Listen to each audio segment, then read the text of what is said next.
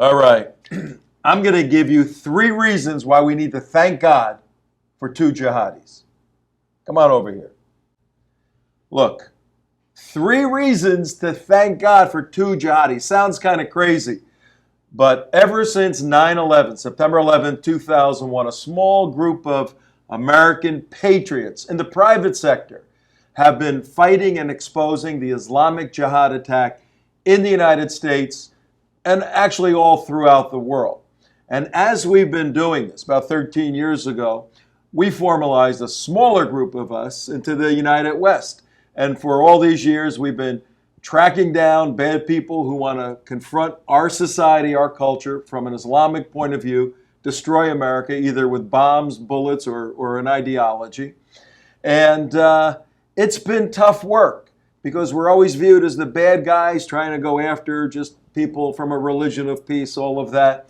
But at least over these 18 years or so, the United States, particularly intelligent Americans, have come to realize that when you talk about jihad, you're talking about a warfighter, somebody who's a holy warfighter. And people like this are now identified as a jihadi. And people like this are now identified by many Americans as a jihadi. And people like this are identified as jihadis.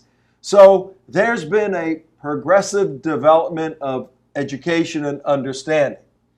But a few years back, there was a paradigm shift that took place around the world, in particular in the West, where Islamic ideologues realized fighting American military power was not a good idea. And they said, you know what? We can attack America, not with bombs and bullets, but attack them culturally, politically.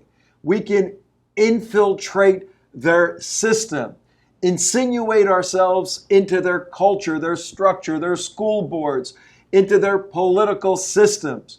We can do that and gain control and bring that miserable house America down from within.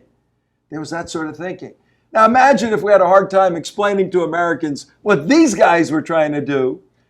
Now, when people like this come along, 2 nice women, 2 women who get elected to the U.S. Congress, but 2 women, as you now know, based upon the news over the past couple of months, have a diabolical plan to take America down from the inside and Israel with it. That's why, because of their actions, we need to thank God that these 2 jihadis, cultural jihadis, have been exposed. I'm going to give you 3 reasons. And here they are. All right, reason number 1. These ladies are absolutely honest in their desire for a cultural jihad. And they're honest human beings. Take a look at this one at a recent press conference where they were commiserating about Israel not letting them into the country because of the positions they hold, which will result in the destruction of Israel. Look at her crying right here. How obviously there's honesty flowing from her. Look. Why did you change your position? I spoke to my family, and I think my grandmother said it beautifully when she said, I'm her asfur. Asfur in Arabic means her bird. And she said, I'm her dream manifested. I am her free bird.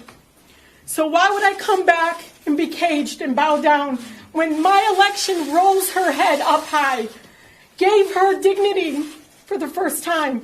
And so through tears at 3 o'clock in the morning, we all decided as a family that I could not go until I was a free American United States Congresswoman coming there not only to see my grandmother, but to talk to Palestinian and Israeli organizations that believed that my grandmother deserved human dignity as much as anyone else does. Or maybe this is a more honest representation of who this person is. Listen to this. We're going to go in there, we're going to impeach the motherfucker.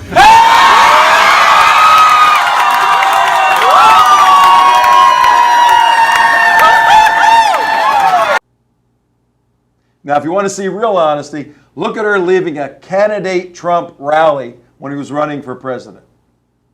I will say that Bernie Sanders came You guys are crazy! You're an animal! But I'm more Palestinian in the halls of Congress than I am anywhere in the country, in the world. And that just tells you just the fact that they weren't ready for us. They really weren't, but we were ready for this.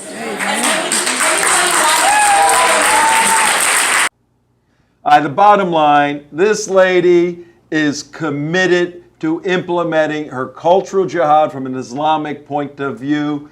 It's case closed. Let's check out the other one. Here she is at a care banquet speaking to a bunch of cultural jihadists about the 9/11 attack. Listen how articulate. See, this is when the truthful nature of a jihadi comes out, when they're in a setting with all their friends and it's a comfortable community. Listen to what she said about the Muslim jihad attack on the World Trade Center. CARE was founded after 9/11 because they recognized that some people did something and that all of us were starting to lose access to our civil liberties. Some people did something. Well, how do you know what her true Weltanschauung, her worldview is, her political desires? You just let her speak. And at that recent press conference condemning Israel, she had this to say about President Trump and Benjamin Netanyahu, the two countries that have been on the forefront of fighting Islamic jihad over the past 2 decades. Israel, the past 7 decades. Listen to what she says about Trump and Netanyahu. And we are going to fight this administration and the oppressive Netanyahu administration until we take our last breath. Thank you all. Have a great day. Thank you. All right, so the first reason why we need to thank God for these two jihadis is because of their pure honesty in their mission. Second reason is because of the fact that they are devout Muslims. They adhere to the teaching of the Quran. They will tell you that. They adhere to the Sharia. They will tell you that. And the Sharia has no place for democracy. So this is an interim position when they get elected in a republic to a position through a democratic process. That's an interim position before the full-blown onslaught of a Sharia-compliant culture concedes and prevails. So that's where this is going. They are devout in their beliefs. And the third reason why we need to thank God for these jihadis, and it sounds counterintuitive, but we're thanking God because they have exposed themselves and their agenda. And the third reason is they are dangerous. These individuals are dangerous to the American way of life as articulated by the framers and founders. These two jihadi women, cultural jihadists, they're trying to overturn that and change that around. Now, in a systematic manner, they're lining up with people like Stephen Phillips, who wrote Brown is the New White. And we like to refer to this as the Red-Green Alliance. The red being the Marxists, the green being the Islamic influence coming together. You bring these groups together with Latinos and Asians and all of that. As their side says, the two jihadi women, Stephen Phillips, they now have 51% of the voting population. And the irony here, folks, is that these two ladies, along with two others that we affectionately refer to as the Jihad Squad, these individuals are now driving the Democrat political platform. Hang with us at the United West as we go after these guys, expose them each and every day, and help America think again and vote intelligently on November 3rd, 2020.